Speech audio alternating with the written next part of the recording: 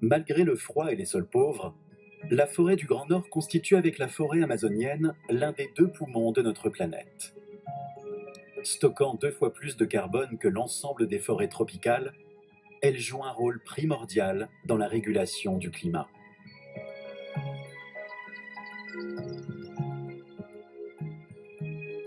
Une station de recherche de l'université de Helsinki étudie les échanges gazeux entre les arbres et l'atmosphère. Le chercheur Tuukka Petäjä analyse les effets des émanations de la forêt.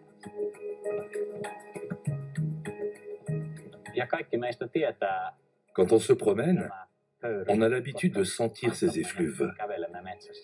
Ces gaz font le parfum de la forêt.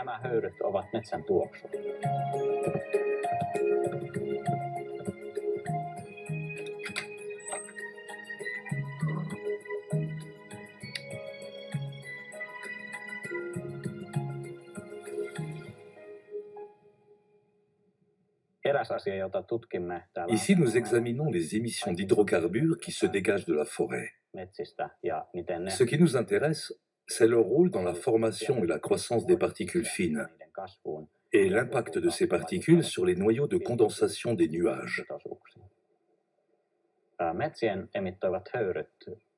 Sur la base de nos observations, nous avons découvert que ces particules déterminent également les propriétés des nuages.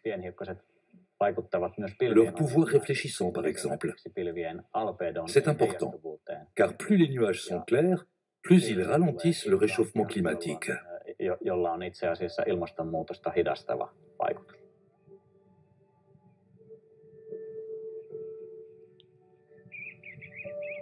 La quantité de microparticules est si considérable que les nuages qui s'accumulent au-dessus d'une forêt sont toujours plus denses qu'ailleurs. Ces nuages étant plus clairs, ils réfléchissent davantage de lumière, empêchant ainsi une grande partie du rayonnement solaire d'atteindre la Terre. Cet effet parasol contribue au refroidissement de l'atmosphère.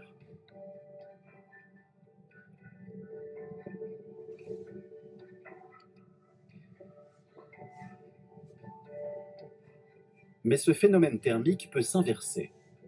Chaque été, le climat aride et la végétation spécifique de la taïga font en sorte que la forêt boréale soit en partie détruite par les flammes.